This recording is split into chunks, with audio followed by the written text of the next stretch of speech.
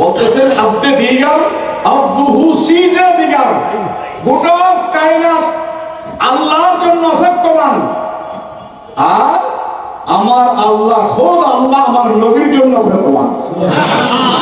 তো এখানে সুবহানাল্লাযী আসরা বিআবদিহি, আল্লাহ বলতে লাগলেন তিনি আল্লাহ যিনি সফর করাইলেন কাকে? বিআবদিহি।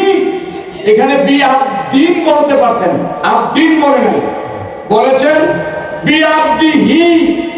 এই আবদিহি বলার কারণে আর আব্দের আগে বা শব্দ লাগার কারণে আকাশ পাতাল ব্যবধান হয়ে গেছে। এখানে আল্লাহ নবীর মেরাজটা যদি স্বপ্নে হইতো, তাই আল্লাহ বলতেন বি মানামিহি, বি মানামিহি বলতেন, এখানে মানামিহি বলেন নাই। এরপরে এখানে আল্লাহ বি রুহিহি, রুহি রুহানি ভাবে হয়েছে এটা বলেন নাই।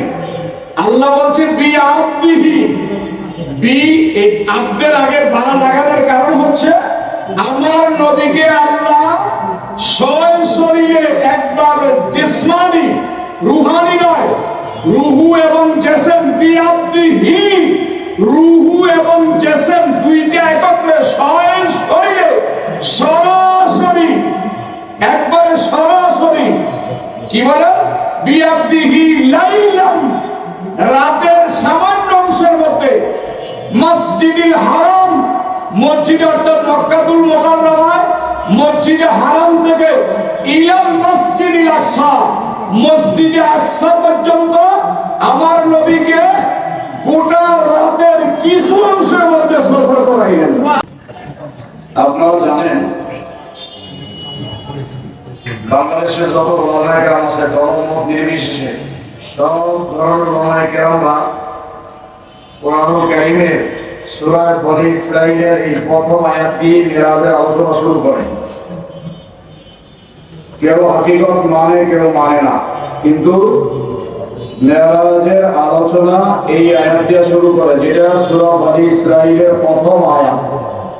আয়াতটা হলো বিসমিল্লাহির রহমানির রহিম সুবহানাল্লাযী আসরা বিআবদিহি লাইলাম মিনাল মাসজিদিল হারাম ইলাল মাসজিদিল আকসা الذي باركنا حوله لنريه من آياتنا إنه هو السميع البصير। আয়াতটা হলো এই। আয়াতটা বেশি বড় না বেশি ছোট না, মাঝামাঝি সাইজে। সুবহানাল্লাযী, আয়াতের শুরুটা হচ্ছে সুবহানাল্লাযী, অর্থাৎ আল্লাহ বলেন তিনি আল্লাহ যিনি সুবহান, বলেন না সুবহানাল্লাহ। আল্লাহ কি বলেন? আল্লাহ নিজে বলতেছেন এই কথাটা, সুবহানাল্লাযী, তিনি আল্লাহ যিনি সুবহান। সুবহান শব্দের অর্থ কি? পবিত্র। সুবহান শব্দের অর্থ কি? পবিত্র। তো আল্লাহ নিজে বলতেছেন সুবহানাল্লাযী, তিনি আল্লাহ যিনি পবিত্র। তো এই কথাটা আগে বলে তারপরে শব্দ ব্যবহার করেছে আসরা।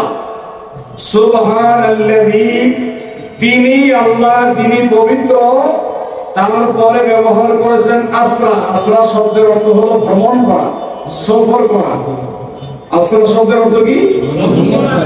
সফর করা। তো বলতেছেন সুবহানাল্লাযী আসরা, তিনি আল্লাহ যিনি পবিত্র, তিনি সফর করাইলেন বিআবদিহি, বিআবদিহি। এই বিআবদিহিটা এমন একটা শব্দ, আপনি দেখবেন এই আয়াতের ব্যাখ্যায় আল্লামা ইকবাল বলেছেন, আল্লামা ইকবাল বলেছেন আব্দে দিগার আব্দুহু সিজে দিগার তু সারাফা ইন্তজারে আল মুনতাজার। ওই দুনিয়ার সমস্ত সৃষ্টি আল্লাহর জন্য অপেক্ষায় থাকে, আর খোদ মালিক আমার নবীর জন্য অপেক্ষায় থাকে। সুবহানাল্লাহ, নারে তাকবীর, আল্লাহু আকবার, নারে রিসালাত। বলতেছেন আব্দে দিগার আব্দুহু সিজা দিগার, গোটা কায়নাত আল্লাহর জন্য অপেক্ষমান, আর আমার আল্লাহ খোদ আল্লাহ আমার নবীর জন্য অপেক্ষমান। তো এখানে সুবহানাল্লাযী আসরা বিআবদিহি, আল্লাহ বলতে লাগলেন তিনি আল্লাহ যিনি সফর করাইলেন কাকে? বিআবদিহি। এখানে বিআবদিন বলতে পারতেন, আবদিন বলে নাই, বলেছেন বিআবদিহি। এই আবদিহি বলার কারণে আর আব্দের আগে বা শব্দ লাগার কারণে আকাশ পাতাল ব্যবধান হয়ে গেছে। এখানে আল্লাহ নবীর মেরাজটা যদি স্বপ্নে হইতো তাই আল্লাহ বলতেন বি মানামিহি, বি মানামিহি বলতেন, এখানে মানামিহি বলেন নাই। এরপরে এখানে আল্লাহ বি রুহিহি, রুহি রুহানি ভাবে হয়েছে এটা বলেন নাই। আল্লাহ বলছে বি আবদিহি, বি এই আব্দের আগে বা লাগানোর কারণ হচ্ছে আমার নবীকে আল্লাহ স্বয়ং শরীরে একবার জিসমানি রুহানি নয়, রুহু এবং জিসম বিআবদিহি, রুহু এবং জিসম দুইটা একত্রে স্বয়ং শরীরে সরাসরি একবারে সরাসরি কি বলে বিআবদিহি লাইলাম, রাতের সামান্য অংশের মধ্যে মসজিদুল হারাম, মসজিদে অর্থাৎ মক্কাতুল মুকাররমায় মসজিদে হারাম থেকে ইলাল মসজিদুল আকসা, মসজিদে আকসা পর্যন্ত আমার নবীকে গোটা রাতের কিছু অংশের মধ্যে সফর করাইলেন।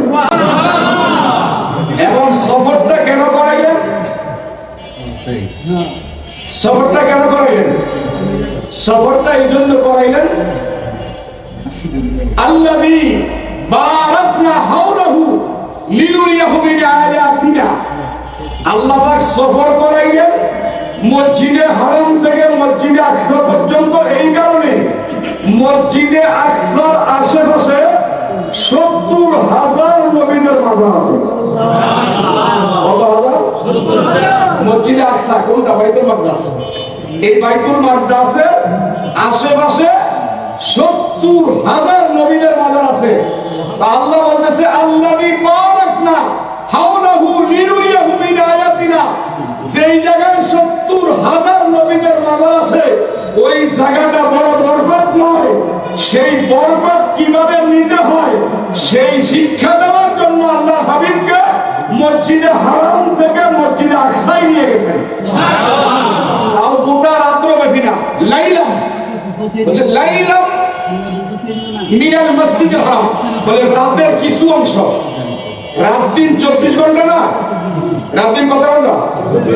তো রাতকে যদি 12 ঘন্টা ধরা হয়, এই 12 ঘন্টা না, বলে এই গোটা রাতের মধ্যে সামান্য কিছু সময় আল্লাহর পেয়ারা মাহবুব নবীকে আল্লাহ সফর করাইলেন মসজিদে হারাম থেকে মসজিদে আকসা।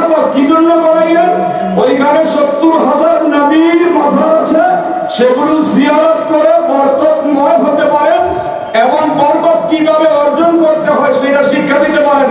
পাশে সূত্র করে বলেছেন মিন আয়াতিনা, আমি আল্লাহ আমার হাবিবকে সফর করার উদ্দেশ্য হচ্ছে আমার যত যত নিদর্শন আছে সমস্ত নিদর্শনগুলো দেখানোর জন্য নিয়েছি। সমস্ত নিদর্শনগুলো। এরপরে বলেছেন ইন্নাহু হুয়াস সামিউল বাসীর। ওই রাতের কসম করলাম সেই রাত যখন গভীর নিধুম হয়ে যায়, ওই রাতের কসম। এরপরে বলে কি মা ওয়াদ্দাকা রাব্বুকা ওয়া মা ক্বালা। হুজুর আপনি টেনশন কইরেন না, চিন্তা কইরেন না, কোনো প্রেশারের দরকার নাই। আমি আল্লাহ আপনাকে ভুলে যাই নাই, আমি আল্লাহ আপনাকে ছেড়ে দেই নাই, আমি সদা সর্বদা আপনার দিকে তাকায় আছি। এরপর আল্লাহ একটা আয়াত ব্যবহার করেছেন। এই আয়াতটা একটু আগে আমাদের হুজুর কাবলা বিশ্ব হুজুর কাবলা নামাজে তেলাওয়াত করেছেন। এই আয়াতটা খুব গভীর। আমি যদি 10 ঘন্টা সময় পেতাম তাইলে এই আয়াতের ব্যাখ্যা করতাম 10 ঘন্টা। ওয়ালাল আখিরাতু খায়রুল লাকা বলেন ওয়ালাল খায়রুল লাকা, তারপরে মিনাল উলা, ওয়ালাল আখিরাতু খায়রুল লাকা মিনাল উলা। আল্লাহ বলে হাবিব আপনার আগের জীবন থেকে পরের জীবন উত্তম। কথাটা কেমন? ওয়ালাল আখিরাতু খায়রুল লাকা মিনাল উলা, আপনার আগের জীবন থেকে পরের জীবনটা উত্তম। কথাটা কেমন হলো? তাইলে আগের জীবন কি উত্তম ছিল না? ছিল। ছিল। ওয়ালাল আখিরাতু খায়রুল লাকা মিনাল উলা, আপনার আগের জীবন থেকে পরের জীবন উত্তম। এর মানে কি? এর মানেটা হচ্ছে হুজুর, ও হুজুর, ইয়া রাসূলুল্লাহ, আপনার আজকে যে দিন আছেন, আজকের মর্যাদা, এই দিনটা পার হইলে আগামীকাল আপনার মর্যাদা আরো একটা হবে। আবার এই দিন পার হইলে আরো একটা হবে, এই দিন পার হইলে আরো একটা হবে। আল্লাহ বলে ওয়ালাল আখিরাতু খায়রুল লাকা মিনাল উলা, ওয়ালাল আখিরাতু আগের জীবন থেকে পরের জীবন উত্তম। মানে যত দিন যাবে, আজকের দিন চলে গেলে কালকে আপনার মর্যাদা আরো একটা, আজকের দিন চলে গেলে আরো একটা, যত দিন যাবে আপনার মর্যাদা দাফে দাফে দাফে দাফে বাড়তে থাকবে। এক পর্যায়ে আপনি দুনিয়ায় থাকবেন না, মহাজারে কলমসারে পারে চলে যাবেন। দুনিয়ার যে জীবন, এই জীবন যেমন ছিল তার চেয়ে আরো বেশি মর্যাদাপূর্ণ আপনার মজার করবে। জীবন অর্থাৎ দুনিয়ায় থাকতে যা করতে পারতেন তার চেয়ে আরো বেশি গুণে মাজার থেকে রোজা থেকে করতে পারবেন।